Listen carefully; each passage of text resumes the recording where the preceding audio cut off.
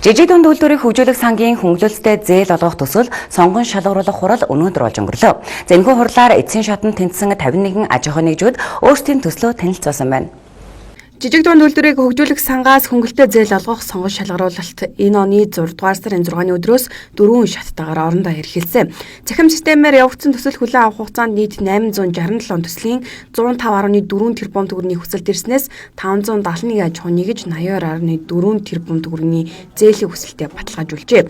Үүнээс Улаанбаатар хотод 226 төслийн хүсэлт хүлээн авснаас төсөл сонгон шалгаруулалтын эцсийн шат буюу хорооны хуралд 8.6 тэрбум төгрөгийн санхүүжилт бүхий 51 төсөл шалгарч үлдээд байгаа юм байна.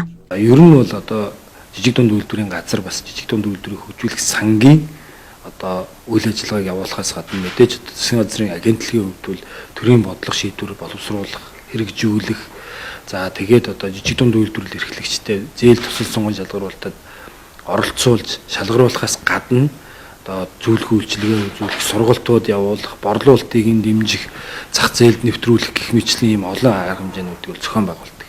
Хурал бол угаасаа шалгаруулалт бол яг л дэгийнхэн дагуу яг цагта эхлээл яг цагаа барайл асуултууд бол одоо байж болох бидний одоо хэлж амжаагүй минутанд амжаагүй зүйлсүүдийг асуултаар нь асуугаад ороод ирж байна. Маш шударгал явж байна. Яг тэгэхээр 7 сараас хойшоо бид нар чинь одоо ингээд 5 шатны шалгаруулалтуудыг ингээд давж ирж байгаа учраас одоо хүмүүсийн яриад идэх шилж идэг надад томчууд авдаг гэдэг тийм бодол ер нь бол хонд дотор бол хүмүүс болгон л бодож явдаг шүү дээ. Тэгэхэд үгүй байна те. Үнэхээр төслөө зөв бичээд өөртөө яг одоо бүх юм одоо яг үнэн байгаад юм хийж чадчихвэл одоо ингээл шалгаруулалт бүх юмдаа ингээл ойртцоо одоо ингээл хавх дурхыг хүлээгээд байж штэ. Жижиг дунд үйлдвэрийг хөгжүүлэх сангаас хөнгөлөлтөд зээл олгох, сонгон шалгаруулах, дамжуулан зээлдүүлэх, эргэн төлөвлөх, хяналт тавих журмын 11-4-д зааснаар төсөл тус бүрийн үе шат бүрээс авсан онооны нийлбэрээр ихээс бага руу ирэмблэн жагсааж санхүүжилтийг олгох юм байна. Төсөл сонгон шалгаруулах хорооны бүрэлдэхүүн 7 гишүүнтэй, үүнээс олонх нь буюу 4 жижиг дунд үйлдвэрийн чиглэлээр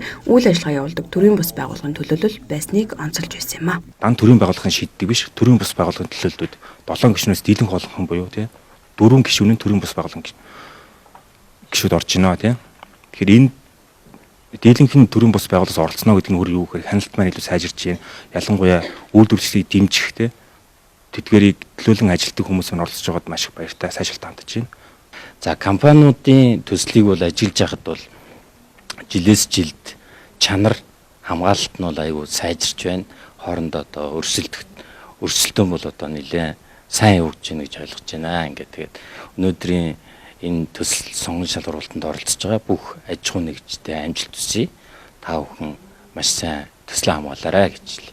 Бүх үйл ажиллагаа ил тод нээлттэй явагдсан гэдгийг сонгон шалгаруулалтын хорооны бүрэлдэхүүний зүгээс тайлбарлаж байгаамаа. Төсөл сонгон шалгаруулах үйл ажиллагааг шууд жижиг дунд үйлдвэрийн газрын албан ёсны цахим хуудасаар дамжуулжээ. Хин гэдэг компани хэдэн төгрөгийн зээлийг ямар үйл ажиллагаанд зарцуулах вэ гэдгийг эндээс дэлгэрэнгүй харж болох юм байна.